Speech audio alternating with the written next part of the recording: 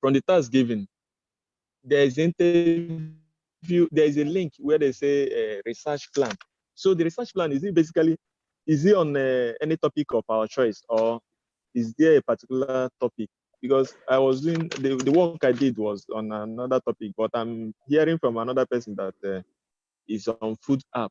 So I don't know if the question, I don't know if the link, there are two links to the question. The first link I'm seeing is a research plan, and there was no specific attachment to it. So I say, let me confirm to know if I'm in order or I made a mistake. Okay, so I think I'll just call your trainer to answer that. Ms. Favor, go ahead.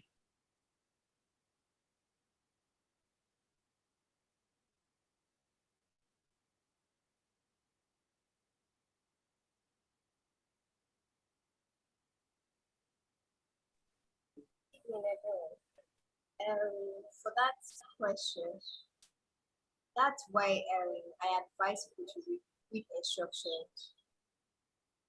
Always read instructions. When I gave out the assignment, I said to check the guide in the slide of the last class. And I don't know if this sounds weird, but really do not have any excuse, because I have 50% of people who have actually, they've actually followed this guide.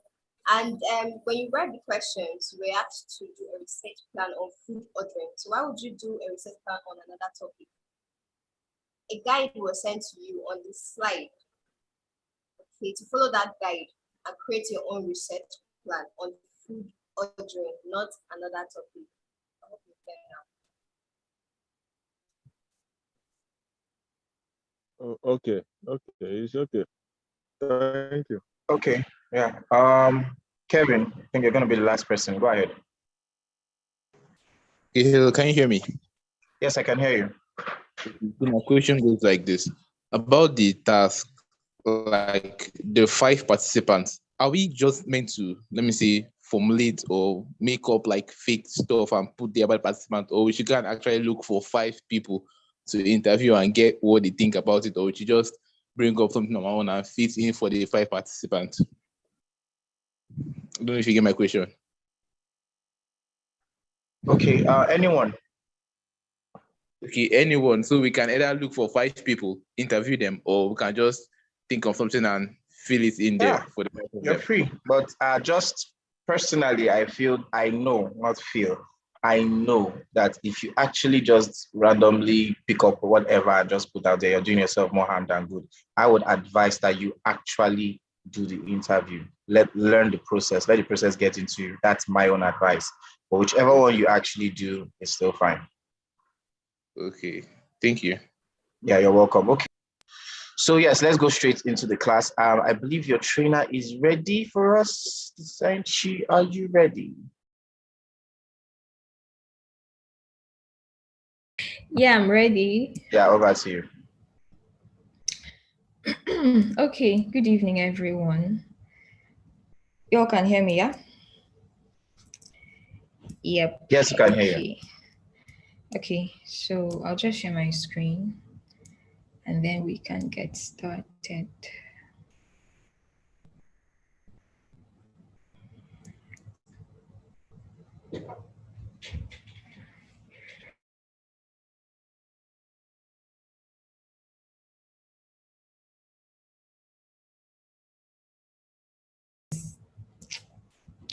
Okay, sorry.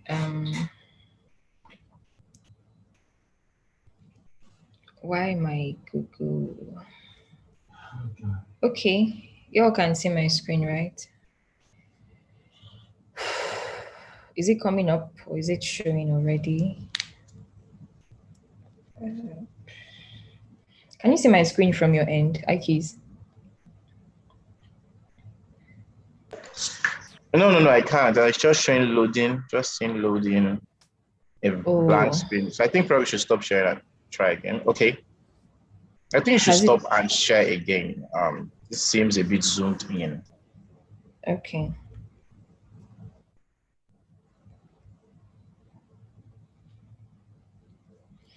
Okay. Is it showing? Yeah, it's fine. Go ahead.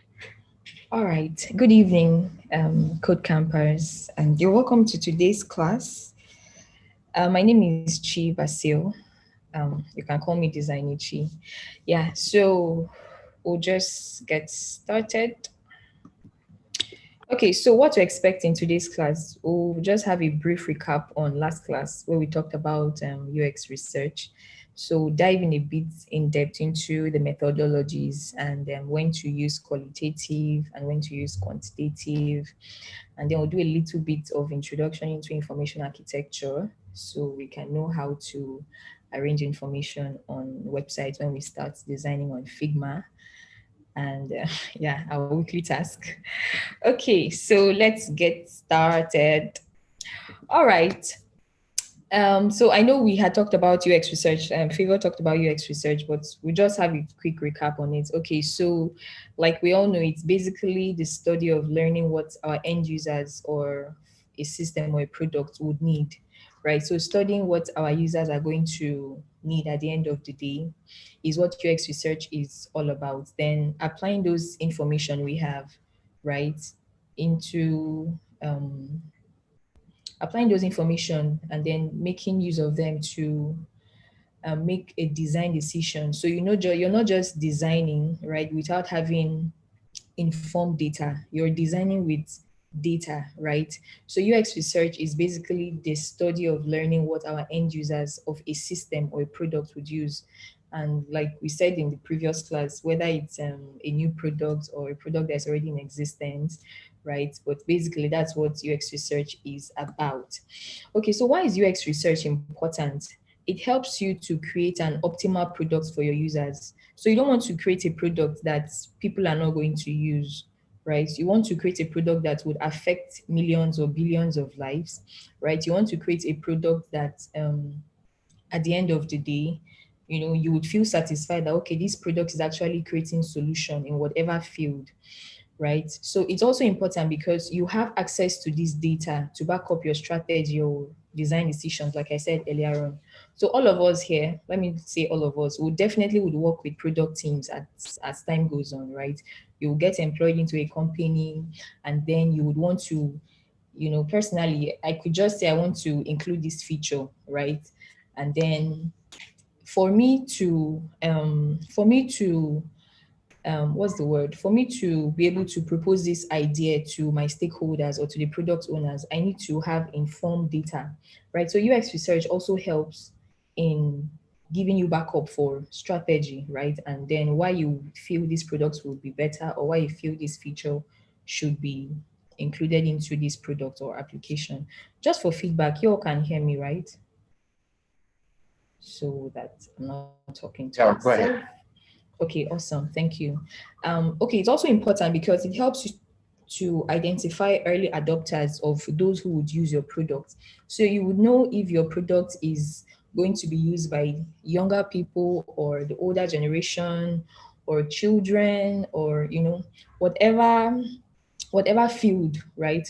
But when you do UX research, it helps you to identify the early adopters of your product. If it's students in a tertiary institution, if it's students in a particular country, right? So when you do UX research and you get all this data, it helps you to identify the early adopters, right? Okay, so the major value of UX research is that it helps you to get data that is based on an unbiased user feedback.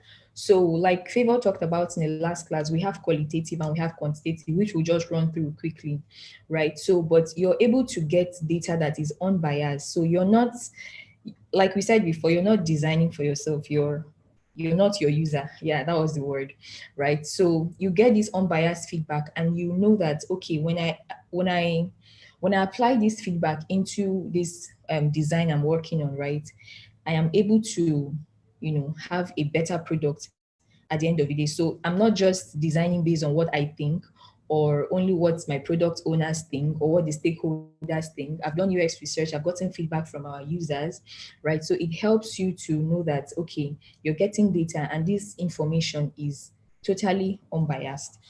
Okay, like we all know, we have qualitative and the quantitative UX research.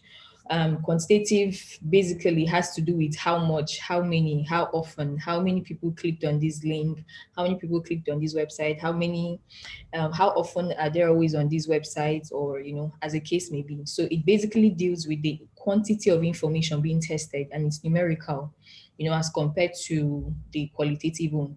And quantitative is bias free, because you're getting information from lots of users.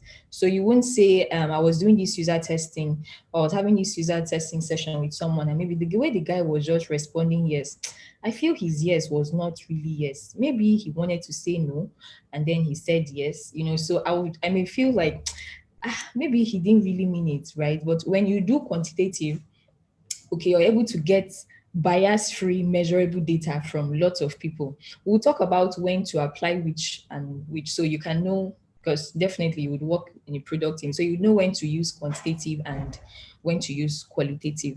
Okay, so that's for quantitative research. And then the major goal of quantitative user research is to indirectly measure the usability of a completed or final product. Well, either completed or final, or even a new product, right? Because you may want to get enough information, right? So when you decide to launch out a UX research campaign, right, and then you get this handful of information, you're able to measure the usability of a product. Okay, and it also helps to, when you want to compare your product with your competitors, and maybe you want to calculate your company's return on investment, right? So that's one of the major goals of quantitative UX research. Okay, so I'll just run through the benefits. We'll still share the slides so you can have an in-depth reading on the benefits of quantitative research. But firstly here, it's easier to avoid human bias, as it's difficult to lead participants to certain outcomes, right? So if I'm doing a qualitative research, or maybe I'm doing a user testing session, I could tell my user, okay, I want you to create an account, right? And then my user would be like, where do I start from? Am I supposed to tap on sign up or sign in? So I'm already leading them, right? But when it comes to qualitative, it's unbiased. So I'm not leading my users. It's the testing environment is, completely free. So it's definitely human bias. So I'll just look at you and say, okay, what would you want to do when you come on this app for the first time? Some would say, okay, I want to create an account. Some would say, maybe I want to drop maybe chats with customer care. I want to know more about the product before I create an account. Okay, so that's one of the benefits of quantitative research. And also another one is that it allows you to assign numbers to the usability of your product. So which could be very convincing to your investors or stakeholders. I know some of us here may have, beautiful ideas in our mind that we want to launch in the nearest future, right? So when you want to maybe reach out to investors, and then you tell them, we did this UX research campaign and we saw that, maybe 100 people said these, or 1,000 people said this or that, giving this information, this data, maybe in pie charts or in graphs, right, would be more convincing to your investors or your stakeholders. And also it warrants less contact. So you don't necessarily need to be sitting down there with your users, but you can have all the data you need at the end of the day. Okay, so we'll talk about when to use quantitative UX research, right? So you use quantitative UX research when you want to compare your product to its competitors. So let's say, for example, we have Flutterwave and we have Piggyvest and we have a lot of other savings and investment platforms, right? And maybe you're a product designer in either of these teams and you want to get enough data, probably to convince your stakeholders or the product owners on why you feel we should take this off Piggyvest, or why you feel we should remove this, or why you feel we should include this feature, or as the case may be, right? And then you want to compare. So you decide to launch a UX research campaign using whichever of the methodologies, which we'll still talk about, right? So that's one of the ways or when to use quantitative UX research. And also to determine if a redesign is necessary or worth doing. So if we all notice, I think we said something about if it's not broken, you don't try to fix it, right? So it's possible, I'm just saying, right? So Piggyvest, designers usually have that conversation about Piggyvest and Carry White, based on the design and all. But if you notice, they haven't still changed made like some very major things on the product, because they must have done maybe some research and found out that users are not complaining. They are able to do their task. They understand when to create an account. They understand, they understand the user flow and all that. So if it's not worth redesigning, why do we stress ourselves to go through that route? Instead, we should think of how to make the product better. Okay. Sorry, just for feedback, you all can hear me. I just like getting this feedback because we're in Nigeria. Yeah, go ahead. Do I proceed? Awesome. Thank you. Also, when to use quantitative UX research is when you need to analyze and compare different designs to know whether the changes observed are statistically significant, right? So we have people, you can see on Twitter, for example, someone could post A and B. Maybe I designed maybe a food ordering. I don't want to use food ordering, it's too common. Okay, so let's say I design an e-commerce website, and then I use the particular shade of color for A, and I use a particular shade of color for B, and then I want to get information on which is more appealing to users, or maybe just the landing page. And then I decide to maybe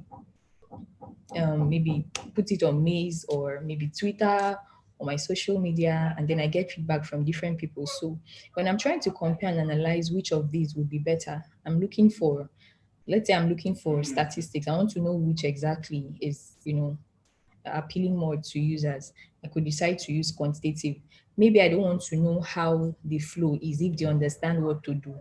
I just want to know which of them, or how many people maybe love the interface, or how many people are able to understand just looking at the landing page. They know what the website is about, right? So I could decide to use quantitative UX research.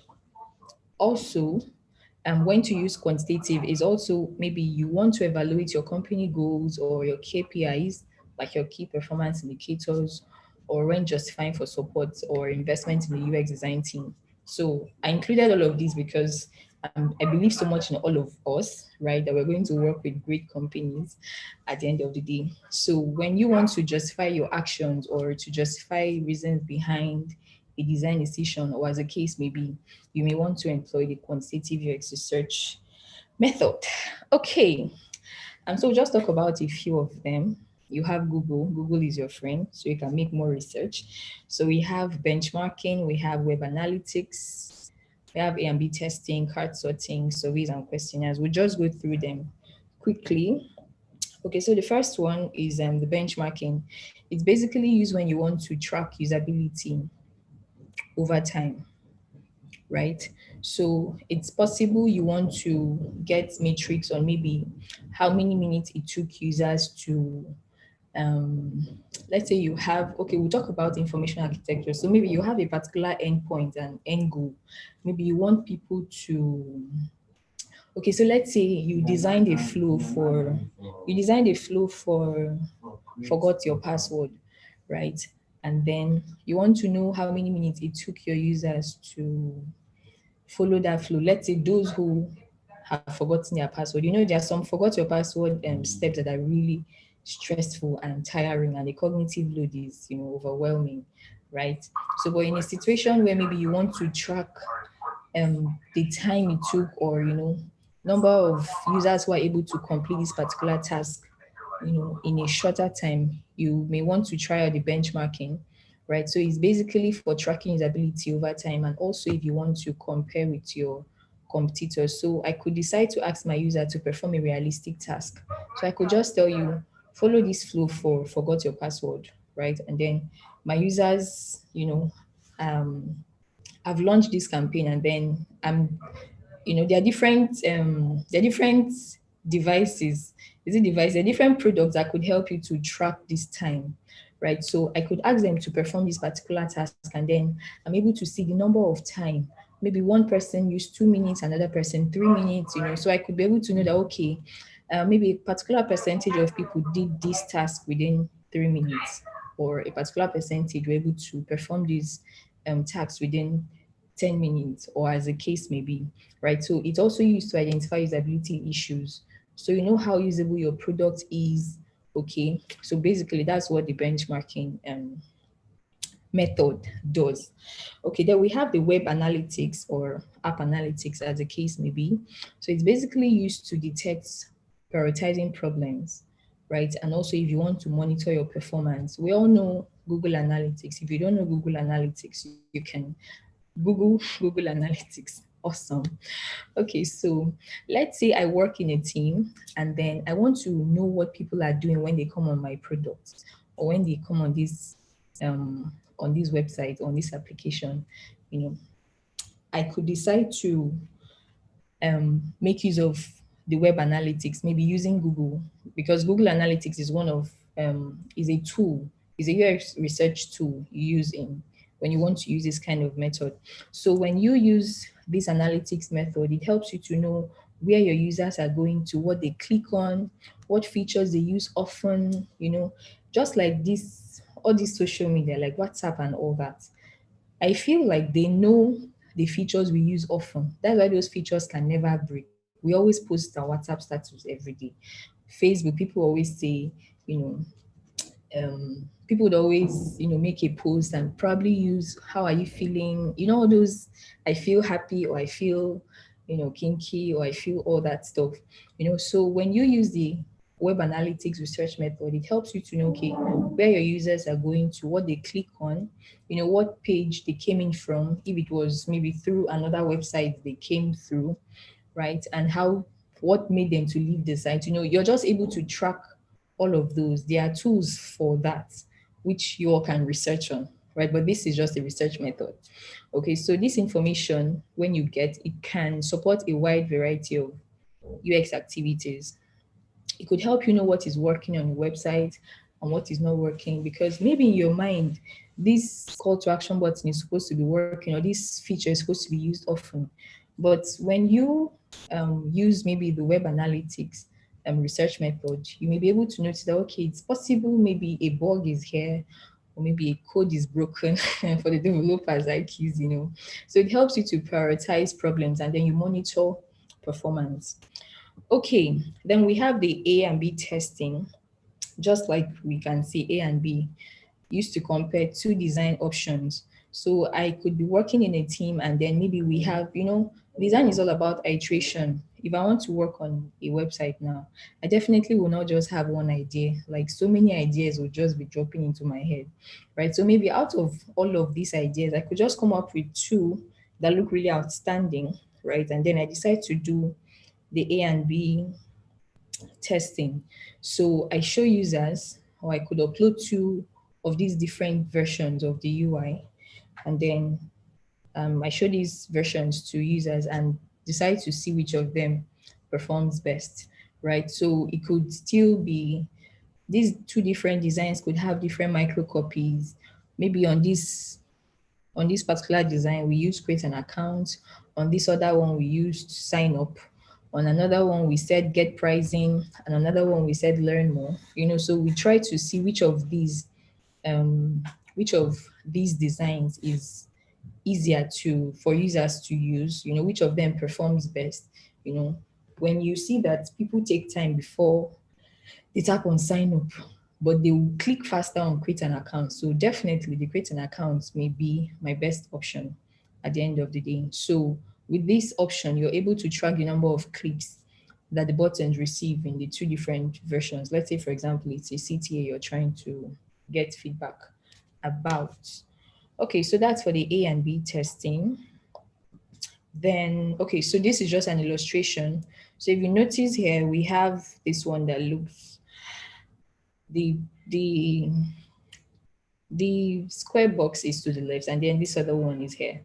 So I could just upload these two designs to maybe Maze, or whichever of these tools I want to use, and then I get feedback from my users on which of them, what's easier for them to walk through.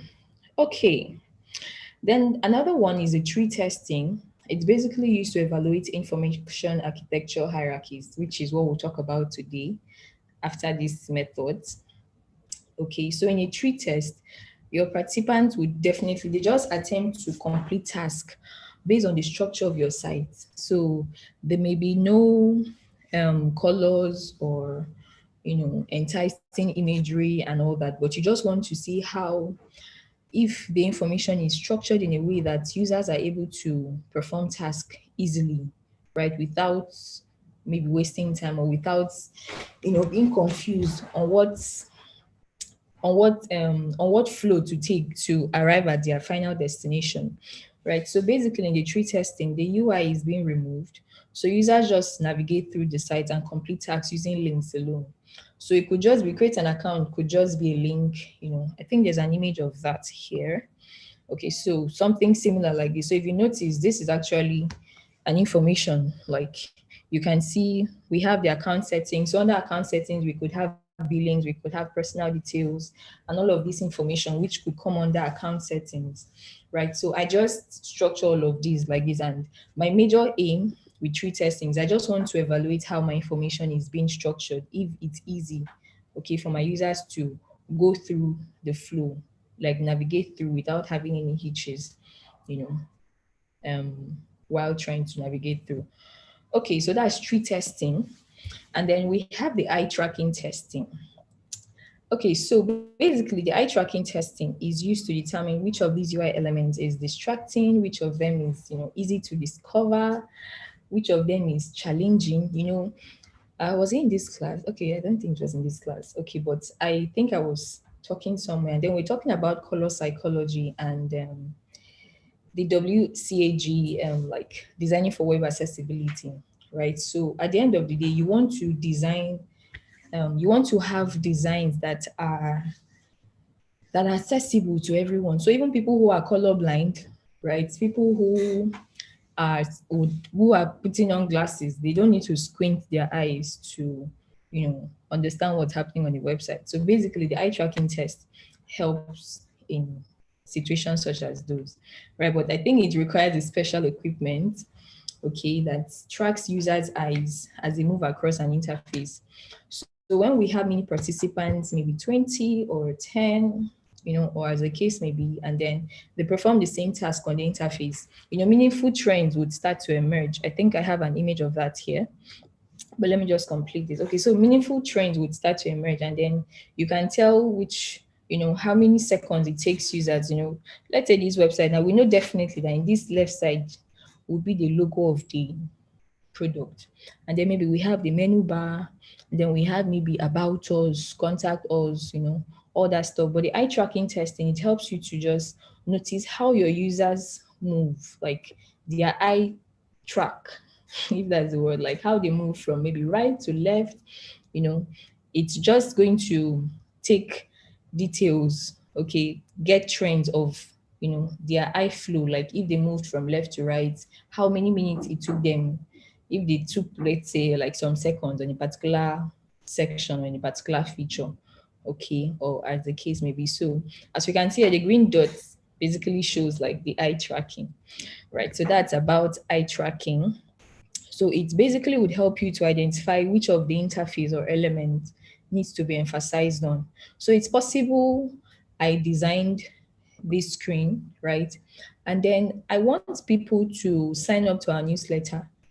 But when let's say I applied the eye tracking testing, and then I'm seeing that they are not even looking, like it's possible that maybe subscribe to our newsletter button and maybe information is maybe to the top left here. And this is what I want my users to do, or this is what myself and the product owners, we want our users to maybe subscribe to our newsletters. And then we observe that when they come on the website, they just move, maybe they look here, look here, look here. They don't even notice subscribe to our newsletter. So now it would help me to know that, okay, this particular element needs to be emphasized or de-emphasized, So it helps me to know which of these is, more discoverable, okay, or distracting to my users, and if they're able to reach their goal within the shortest minimum time. Okay, just for feedback again, you all can hear me, right? I don't like you to say yes. You all can hear me because I can't see the chat, but do I proceed? Is someone saying something? No.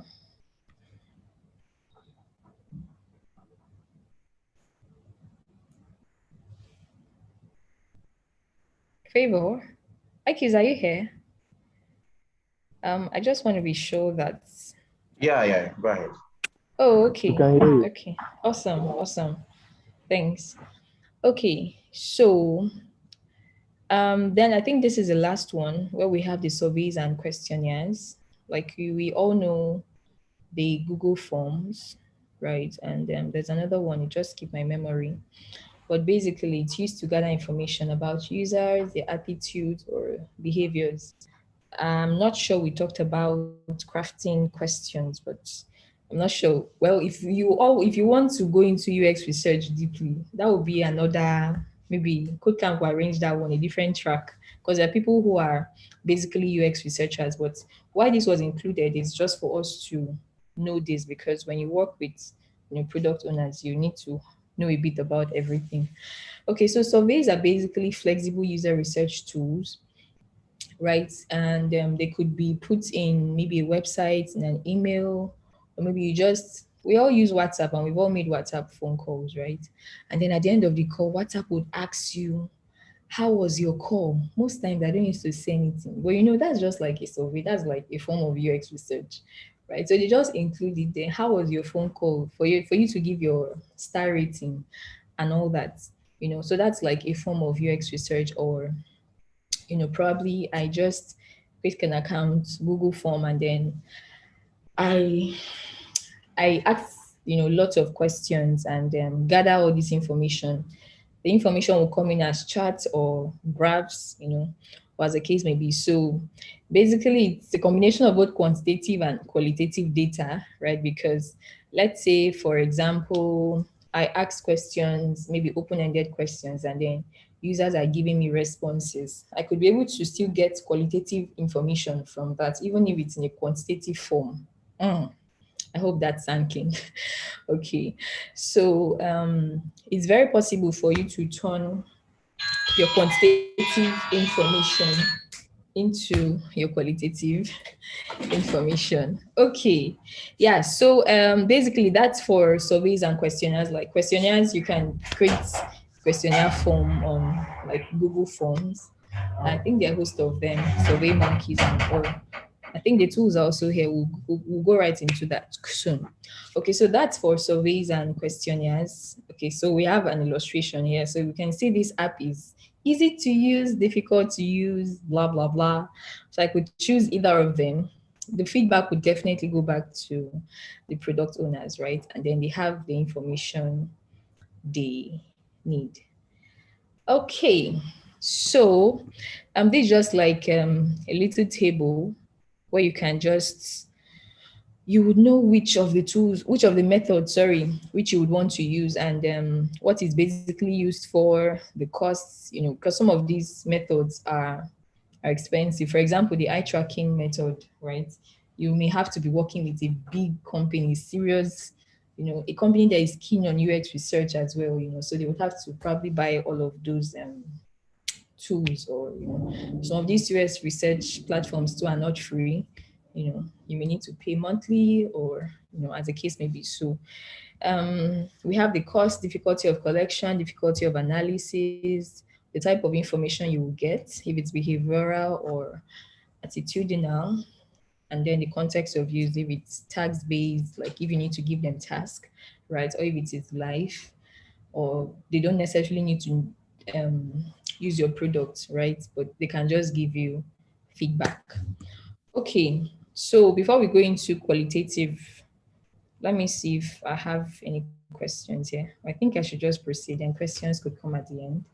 Okay, so qualitative, like we all know, it deals with the quality of the information. This is not to say that quantitative research means you will not get quality information, because if you're getting the wrong information from the wrong users, then there's a problem, right? So I know that it's not going to be for this class, but there's still, under UX research, there's still the part of knowing what kind of users you want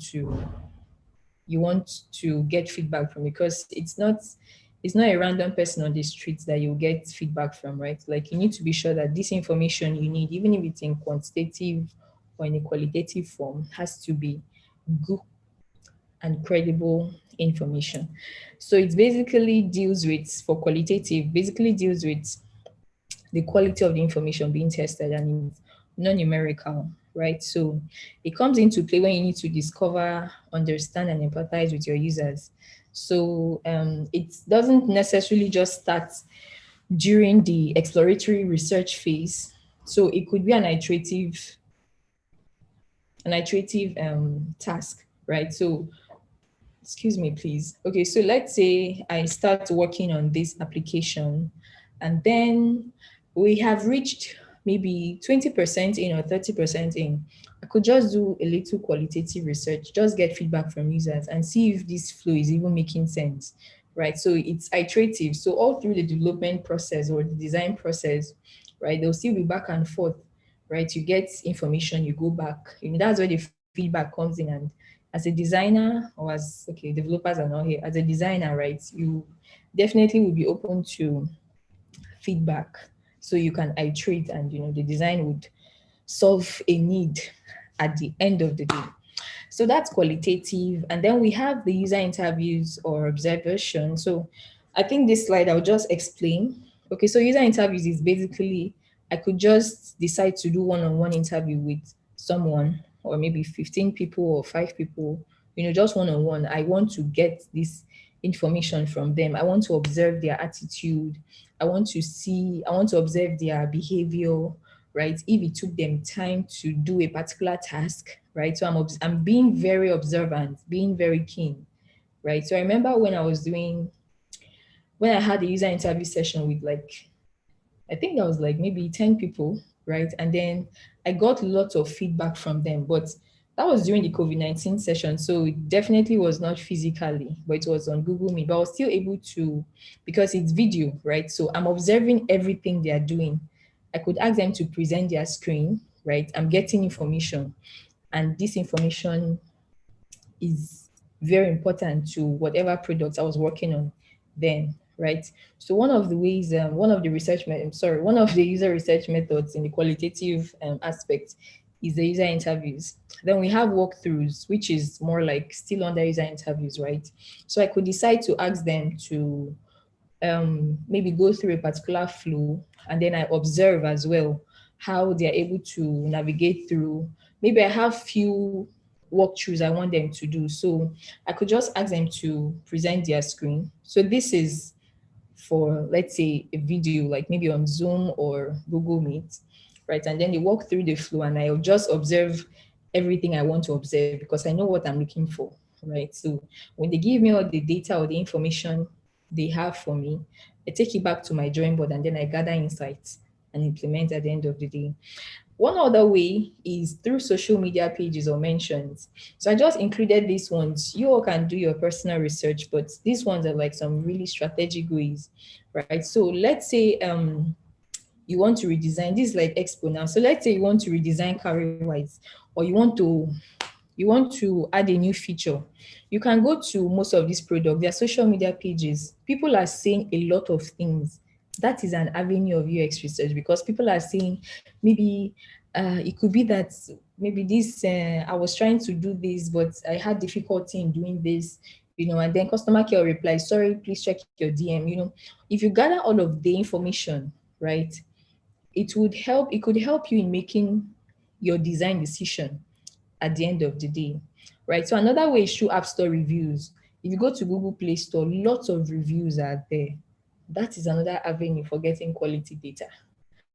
Okay, and then we have etc., which you all can research on. Okay, so before I proceed, you all can hear me, right? I just like getting this feedback intermittently. Yeah, go ahead. Okay, awesome. Thank you. Okay, then we have the tools for UX research. We have Maze, we have Loop 11, Userlytics, Look Back, User Zoom, Ethnew. Some are free, some are not free, but this information is important because I believe in you all. You work in great products, great companies in the future. So for surveys, we have SurveyMonkey, we have Typeform, we have Usabila, and for analytics and the heat map, just like we said, based on web and mobile analytics, right? We have Hotjar, Google Analytics, Kissmetrics. What's this green stuff moving around? Okay. Then if you want to document your research, because when you get all this information, you definitely will need to document it, right? So we have Dovetail, we have Notion, we have Google Docs. So it's very important as designers to know, you mustn't necessarily know how to use all these tools, but you should just, know how to use the basic ones, right? Because you may be asked to maybe perform a task or something. I know some of us, this is our first time using Zoom, we're using Google Meet. When I started, I didn't know how to use Google Meet and all that, but over time, I learned, right? So it's important to know how to use some of these tools. I didn't say all, but some of them, the important ones, right? So for user testing, we have Zoom, Google Meet, Hangouts. Yeah, it's all in the slide, which you all can would have access to. So go over to information architecture in UX. Okay, so a famous designer, Jared Spool, once said that good design, when it is done well, becomes invisible. But when it's done poorly, that is when we notice it. Just like when everything is going on, well, like once you just come on the website and it looks really appealing, like you won't even notice, it just becomes sweet to use, like very easy, beautiful colors, accessible colors. It's not looking too, blaring and all of that. But when it's done poorly, you notice that something is wrong here. I feel this icon should have been changed, or I feel this CTA button is too big, or I feel, so basically that is what brings us into information architecture, right? Because if you don't arrange your information well, somehow your users will just know. Let's say maybe I want to create an account, and I'm expecting to see that you people should ask me for maybe my name or phone number or something else, and then from create an account, the next screen I'm seeing is taking me to, it looks very confusing. So as a user, right, I would feel very confused, like what is actually happening here. So good design, when it's done well, becomes invisible. But when it's done poorly, that's when we notice it. So just have that at the back of your mind. Okay, so what is information architecture? So now we have this image of this building here. So if I want to build a great house, like if I want to build a house now, the very first person I would call is an architect, or an architect that would probably draw the plan, would ask me questions. What kind of house do I want to build? Do I want the parlor to be in the front? Do I want the parlor to be behind? Do I want the kitchen to be in the middle? So I would call an architect to help me, give me a structure on how I want my house to look like. Is it a 4-story building? Is it a duplex? Is it a bungalow? Whatever, right? So similar to buildings, when you want to design or build a digital product, it requires a very solid foundation, right? So understanding the basic principles of good information architecture is very important to any designer. As long as you want to design products that your users would use, user-centered design, you're not designing for yourself, right? You're designing for your users. So it's very important to understand information architecture and how it works. Okay, so now what is information architecture? It is just basically a discipline that focuses on the organization of information within digital products. So when a designer decides to create an application or design a website, they will definitely lay out each individual screen. So as time goes on, we'll talk about user flow and all that, right? But when you want to design an application or a website, you definitely would lay out how each screen is going to navigate with which one, which is going to come first, which would come next, right? So they also decide to create a flow that helps users to navigate between screens without much effort. I don't want to be stressed. As a user, I don't want to be stressed if I just want to, let's say, if I just want to maybe put in my ATM card, my debit card on a website, right? I just want to do it seamlessly. That's an action. That's a flow. So it should be as seamless as possible. If possible, let me have all the screens that will just ask me for maybe, what are those? Okay, we have the CVV, we have your card number and all that. It could just be on one screen. So why breaking it into different screens, right? So I just want to, information architecture is when your users are able to perform tasks and are able to just go through a particular flow easily, seamlessly, without much effort. So the UX architect determines the right organization and flow. Should it move from here to here? This is where you definitely navigate with developers, right? So should it move from this screen to this screen? If they want to return, are they returning to what screen? If they cancel X, are they going back to your screen? That's where prototyping comes in, and all of that, which we will talk about subsequently, right? So basically, that's what information architecture is about. Organizing your information properly within a digital product. Okay, so we have content. One of the very basic things in information architecture is content, because your users are coming to, when people come to a website, they are looking for content. Like, they're not just coming to see a blank page, right? They want to see pictures, they want to see text, they want to see, things has to like, there has to be content on the website, right? So how you arrange this content, right, in the right context is very important. That's where the information architecture comes in, right? So we all know how important it is to produce content that your users will find valuable. So I think it was in this class where we talked about what is it? So where we talked about was it valuable? Your design has to be valuable, it has to be credible, it has to be usable.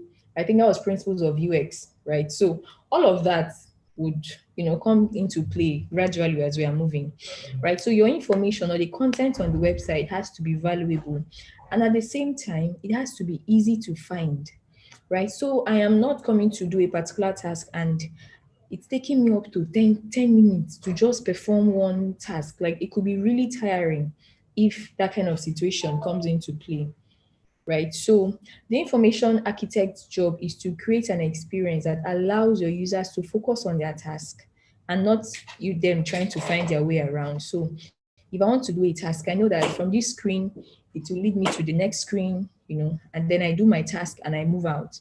So it will help save users time. Okay. Your users, when they come on the website, like, they don't want to, like, if I open a website now and let's say it's taking time to load, apart from Nigerian network, so the problem could be from the back end, or or whatever, right? But I don't want to spend so much time in getting information I need. If it takes too much of my time, we all do it. If a website takes so much of our time, if it's not too important, if it's something like maybe money website, right, we would wait to the end. That one is true. But let's say you want to do it, even if you're waiting to the end, you're still angry. Like, why would First Bank be wasting my time? Do you get? So users don't want to waste time when they're on a website or when they're on an application. They want to just do things seamlessly, and just leave. Okay. Also, as an information architect, it's important for you to make information to be accessible, completion of tasks to be very seamless, so that it's all intertwined with the saving of time. Because if I'm able to perform my task and do what I want to do quick, like, I have easy access to information and I'm able to complete my task seamlessly, I've saved time. Okay, so basically that's just like the image we have here. We can see this is a user and we have so many of these boxes. So all these things could just be pictured as different user flows. Well, this is the end of the task, right? So an information architect's responsibility, we are all information architects. So I didn't say you should go and put in your LinkedIn bio and say information architect. Okay, although we have people that specialize in that, right? They could work with, in advanced teams, they have UI designers, UX designers, information architects, and that is just their field, but as a designer, you need this information, right? So we can see this image here. We have a user, and then we have different shapes. So which of them will be the fastest one for my user to just perform a task? That is where the information architect, that's where the information architect comes into play, right? Making sure that the flow is very seamless and it saves users time, right? Okay, so the foundation of information architecture is cognitive psychology. So nobody should be scared. We are still in design, but this information is important because you're going to design products and you need to think. Okay, so cognitive psychology is a study of how the human mind works. So it includes mental activities that take place in the brain, and the different factors. I think it was in this class we talked about color psychology. All those information is important because you're designing for human beings that have feelings and have emotions, that have needs and wants, right? How do you design a product? Okay, let's just say, how do you design a product that it's not every time people are happy. So how do you design a product that even when your user is not happy, they will still want to come back to that app and do something? Okay, so that's where you, as the designer, you have a lot of responsibilities, on your hands. Okay, so like we're saying, so the cognitive psychology is study of how the human mind works. So it includes mental activities that take place in the brain and different factors that influence human perception. So for different factors influence human perception. For example, we have colors. Like if I go into a fast food and I see yellow, or let me not use yellow, but bright colors, it will trigger that hunger. I would, feel like you understand, right? So okay, this is not a video call, so no one can see my face, but I'm just gesticulating here with my hands. Okay, so different factors that influence human perception.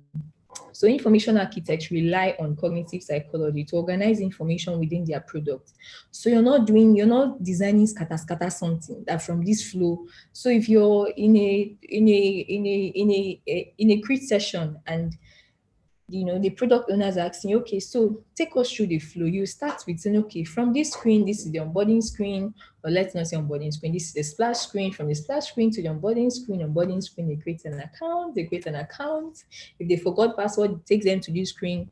So you're arranging the information in a beautiful way, right? You're organizing the information within the product in a very, understandable way. So there is no cognitive load. Users are able to just navigate through seamlessly. That's where the user experience comes in. Shall we say we are UI UX designers? Awesome. So let's continue. Okay, so that's one of the foundation of IA. IA means information architecture. Okay, so we have elements of this cognitive psychology. So the first one is the Gestalt principle. And then the Gestalt principles basically explores users' visual perception of objects in relation to each other. So I think we talked about principles of design here, where we said things about proximity, symmetry, balance, and all of that. It was in this class. Yes, I know. Okay, so basically the Gestalt principles, it explores all of these concepts. So if products are similar, just like we have here, I don't know if you guys can see my cursor, so I'll just be explaining the way it's in my mind.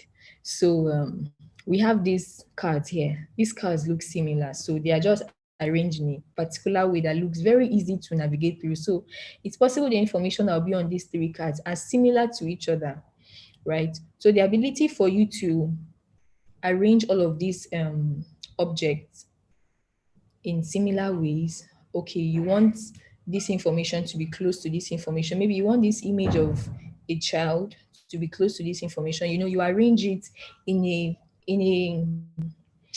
what's the word? I'm trying to get the right word. Okay, but you arrange it in a good way, in an easy way, in a seamless way. Okay, that your users are able to understand that, okay, these two information means the same thing. That is why it is together. Okay, so all of these symmetry, proximity, continuity, and all that, they influence how designers should organize graphical information on the screen. So I am not just starting with I don't just put text anywhere I want to put text, or put pictures anywhere I want to put pictures. No, I arrange them well. So as a UX architect, I'm using all these terminologies because all of them are just intertwined together. Okay, so as a UX architect, you use these principles to decide how am I going to arrange the information on this page. You may get a design brief, and the product owners will say, we want our users to be able to create an account. One, we want our users, if they forgot their password, we want to see the forgot password flow. We have information on, okay, we can see the footer here. So there will be footer, there will be pricing, there will be maybe testimonials about us, there will be, the landing page, they just give you all the information. So it's your responsibility now, okay, to arrange this information in a proper way. So making use of the continuity, the similarity, and all of that plenty grammar. Okay. When we go into Figma inside, we will now practicalize this stuff. Okay, but it's important for you to know all of this, right? So we can see these two images here. It's just very easy to understand. Like you can see the green boxes, like in the second landing page, right? The green boxes are together. So it's possible the information there, they are similar to each other. Then we have these other ones in the middle. It looks like some little text is written and then maybe a call to action button, So, but it's been structured in a way that it looks visually appealing and it looks understandable to our users. So that's about the Gestalt principles. And then we have the mental models. So mental models have to basically deal with the assumptions people have in their mind before they interact with the product, right? So it's very important when information architects take the mental models of their users into account. So if I'm designing a product for old women, let's not say old women, let's say for people who are advanced in age. So we talked about empathy, right? So I'm putting myself in the shoes of this this set of users, and then I'm trying to like craft a mental model of how they would want to interact with this product. That's what makes me a good designer, right? Because I'm able to empathize with them, craft a mental model of how they would want to interact with my product, right? And then I'm able to make information very discoverable, right? So I know that they may want to create an account, or maybe they want to do some task, okay, as the case may be. Okay, so I would basically place information in places that would be expected, that in places that will be easy for my users to find it. It's just, for example, this image we have here. We all know that after the information, we have the call to action button, right? So I just know that when users are on this website, they want to create an account. I just make sure that the call to action button is very visible. Okay, so I'm not making the call to action button very tiny. I'm stressing my users. Okay, excuse me, please. So for example, when a user is looking for contact information, right, the very first thing they are going to look for is a page or a link or a section that says contact us or contact or maybe about us. There are some information architects that would decide to say, okay, where we have the about us section, that is where you can see contact us, right? So now, but being that we have all used this product over time, it's very easy for me to know that, okay, if I'm looking for contact us, I should just go to maybe about. I would see about the company, maybe the board of directors, team members, and then I'll see contact us. Or maybe I could just go to the footer of the page. So those are like mental models that have been created over time, right? So I walk in that same shoe and I'm able to create a seamless experience for my users. Okay. And then I think this should be the last one. We have cognitive load. So cognitive load is the amount of brain power that a user has to invest in interacting with a product. I don't want to waste so much time. It still boils down to everything we've been talking about, right? So in the context of information architecture, the cognitive load is basically the amount of information that a user can process at a given time. Don't give me so many options. Like if I just see maybe sign up, sign in, create an account, and forgot password, like if I just see those four things at the same time, I'll be wondering which of these am I supposed to do first, right? So it's very important as a designer when you're trying to arrange information as an architect, as an IA that we all are, right? It's very important to reduce the cognitive load of our users. So our short-term memory cannot retain so much information. It's just like, let's say, let me try to use an example.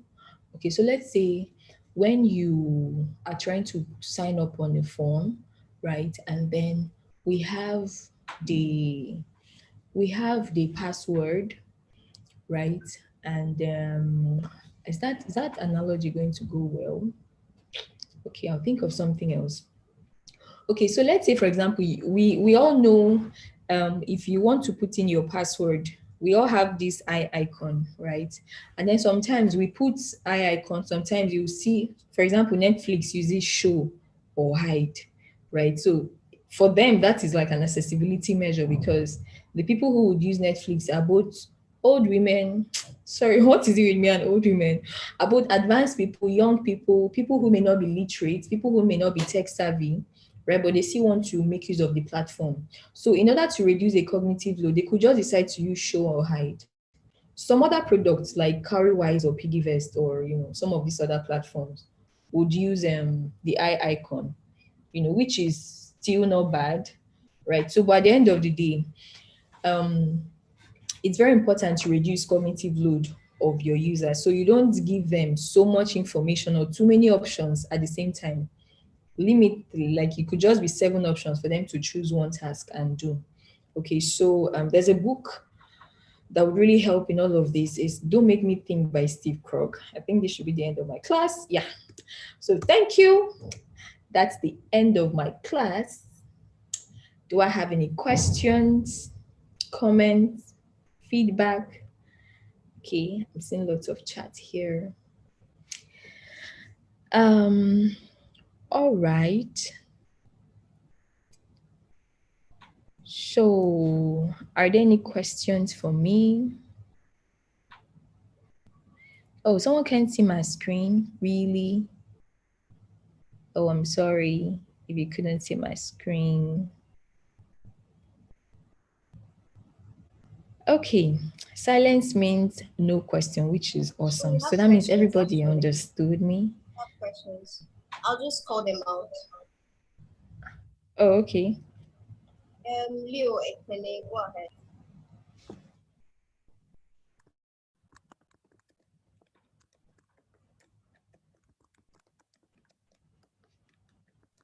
Leo, are you on this call? Okay, Fermi, go ahead. Fermi.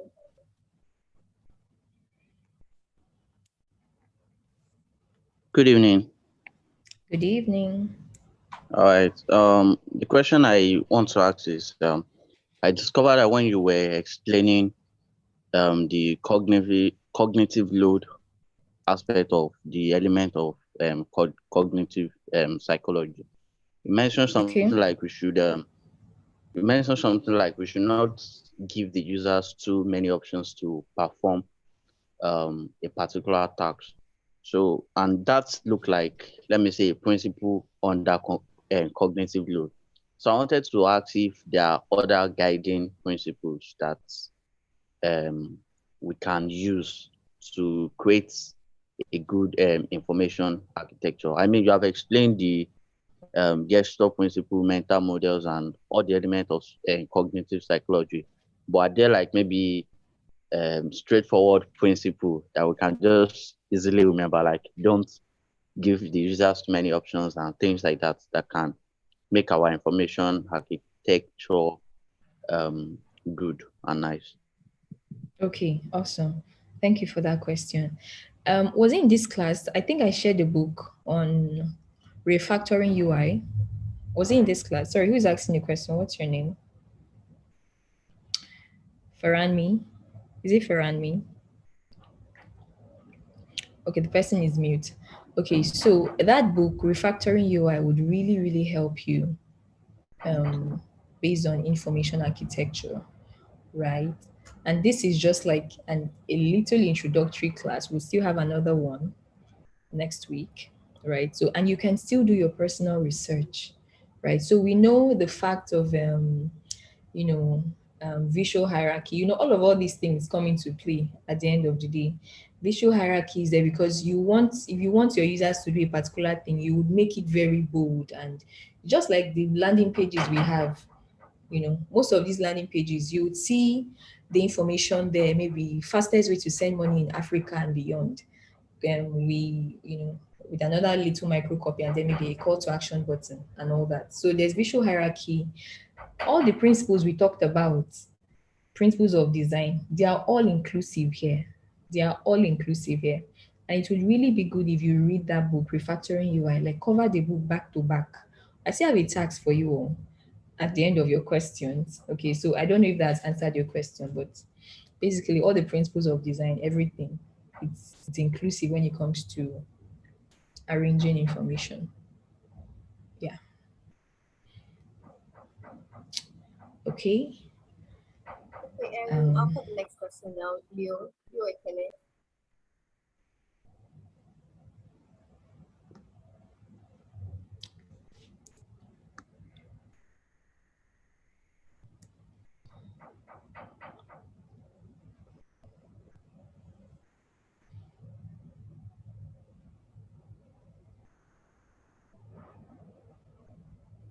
Leo, are you on this call? Can you unmute your mic? Leo says he can't unmute himself. Oh, someone is excited that we have a task. Oh, wow, that's lovely. Whereas there are some people that would be like, oh, why are you saying there's a task for us? Okay, Leo, it seems to be quiet, or is he really having difficulty unmuting his mic? But it's really beautiful that, we don't have lots of questions. That means I'll ask questions. I'll ask questions.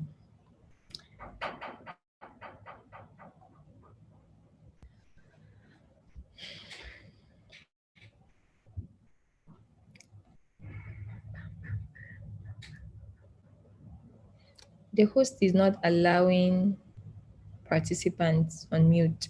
I think it's in one of our class. You mentioned his Zoom app is faulty. Oops. Okay. I think we should just go ahead because actually the hosts and the co-host have the ability to unmute someone or to ask somebody to unmute. That's how the other person was able to ask this question. That's certainly not useful. Oh, okay. And you can't unmute. I thought you were the co-host. No, I said I can. I actually did to the person asked the first question. So I'm certainly sure that's not your problem. Oh, okay. Maybe he can type his question. Or if it's too difficult in this class, he could do it maybe on Slack or something.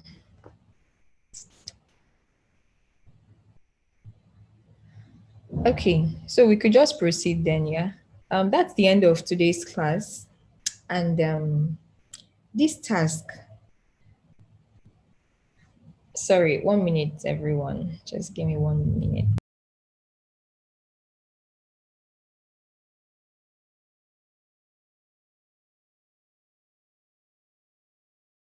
Sorry, Favor, can you come on WhatsApp for some seconds?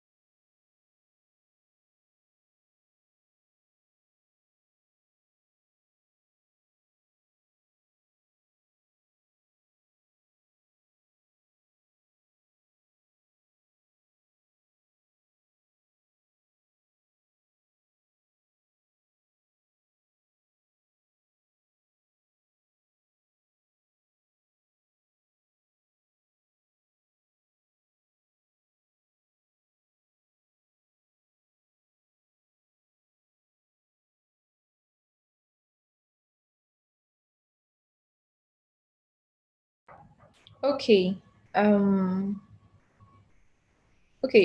So your task for this week is to read the book Don't Make Me Think by Steve Krug.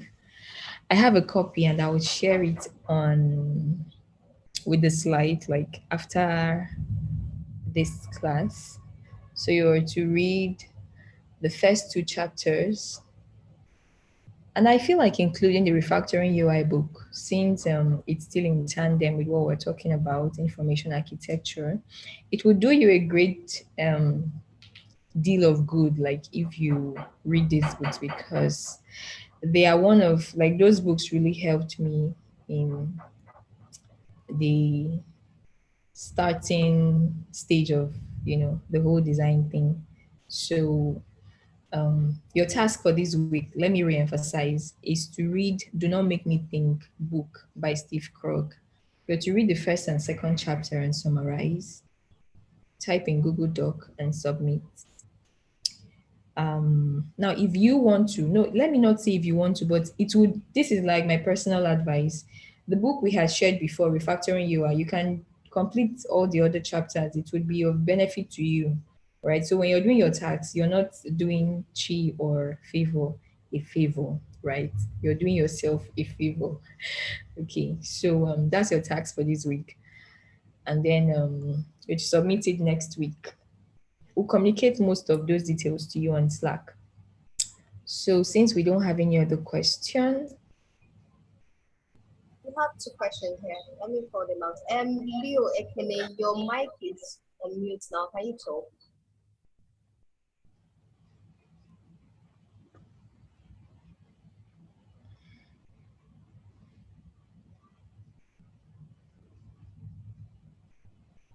Okay, so now I think this guy is not listening. Vincent, can you please come and ask your question? Okay. Lisa, when you were making reference of, when you're talking about qualitative research and quantitative research, I could remember you made mention of the usability test in the quantitative research. So I actually want to ask the difference between that usability test and user interview, because I'm kind of confused. Oh, can you hear me?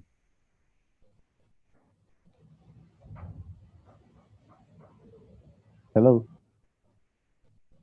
Oh, sorry. Can you hear me? Yeah, I can hear you. Did you get my question? No, please come again. I said when you were teaching us about the different, when you were talking about the qualitative and quantitative research, you made mention of usability tests in the quantitative research method. So Okay. I'm a kind of confused between the difference between the usability testing and user interview. Okay. Okay, so the difference between usability testing and the user interview. Okay, so Yes. let me not compare them together. I'll just explain what they mean individually, right? So when you're conducting user interviews, it could also be that you're trying to conduct a usability testing inside. So user interviews is basically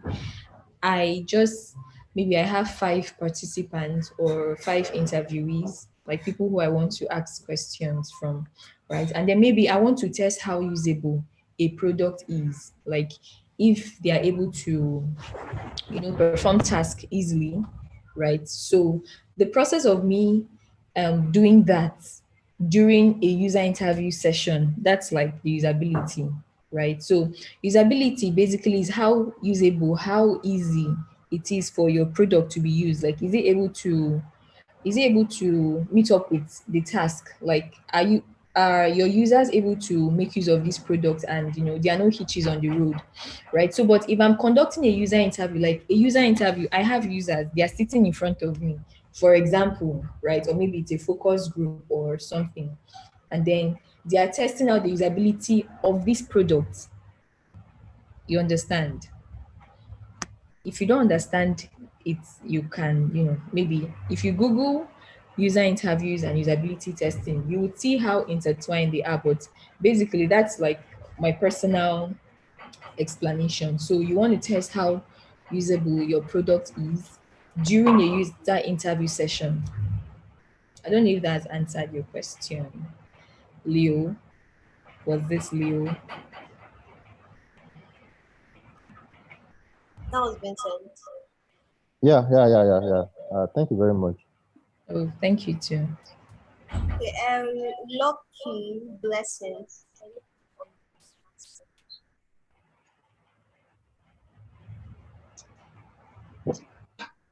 Good evening. Good evening. Sorry, please, can you hear me? Yes, please, I can hear you. Okay, my question is as relating to the task you gave, the previous task. It's about the empathy map. No, sorry, not the map now, the script we're asked to do. Now, how do we share that script to people who want to interview? Do we just take a screenshot? I don't really know how to go about it. How do we share the questions we want to ask to people who want to interview so that they can get back feedback? We can get back feedback in person. Thank you. Okay, Lucky. Thank you. So let me answer this. Lucky, bless Yeah, you. that's fine. Have you ever heard of Google Form, a Google Form? You said? Have you ever heard of a Google Form? Yeah. Okay, so that's how you're supposed to send questions to your target users, okay, or your participants. And I just want to correct this, okay? I asked you to submit the questions, not the answers. So you can either decide that, okay, I want to send out, I want to get responses from, these participants, but otherwise, you're supposed to submit just the questions. But if you want to send out these questions, just pick 1 or 2 questions. 1, 2, 3, could be 5 or 6 that you want this people to answer. Use your Google form and send it out. Okay. Are you clear now? Yeah, clear. For quickly, our response from people we have interviewed, that's what we are going to use for impact map. Am I correct? You're supposed to submit the questions. That's on your interview script. And then on the empathy map are the responses. Do you understand? Yeah, clear. Thank you. Farami, do you have a question? All right. Thank you so much for this opportunity. It's not really like a question. I just wanted to say something concerning the question that Vincent asked, because I remember that in the last slides, part of the resources that were attached to that slide actually contains something on um, research plan and user research and usability test under the interaction for design link. There's a way that they explain it. So I just thought maybe you could go and check the slides for more info. Was that a question?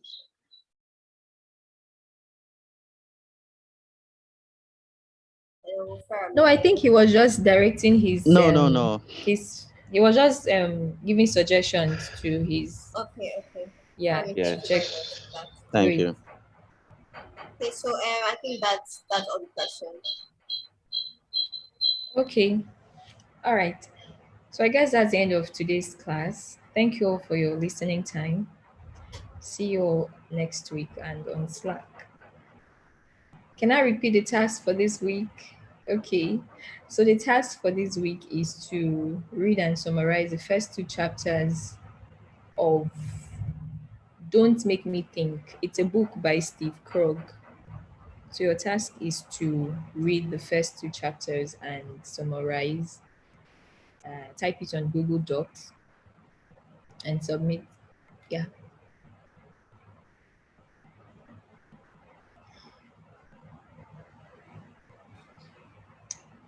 All right. Thank you all for your listening time. Have a good night. So you have one more question Oh, from Mary. okay. Mary, can you Mary. Okay, my question is: are we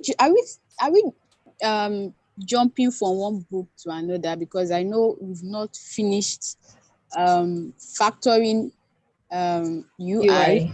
Okay. And now we are asked to summarize another book. I don't know. Is that feasible? Because it will make some of us not really understand some things we need to understand. And now we have a different book when we still have unfinished. The previous one. Yeah.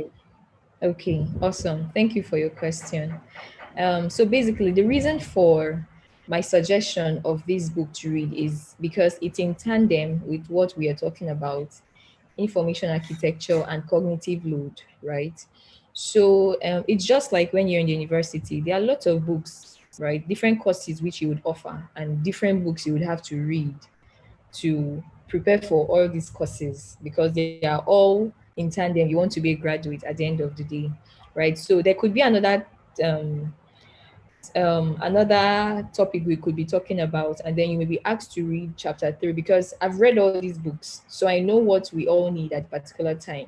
So that's my suggestion. Like, but you can personally read these books. Like, you don't necessarily need to be given a task to read chapter 3 and 4 before you read it. You can just read it in advance. It will just help in your, design growth journey. So that's the reason I feel it's what we need right now, since we're talking about information architecture, cognitive load, and all that. So yeah, that's my response to you. I don't know if that helps. I hope it does. Yeah, thank you.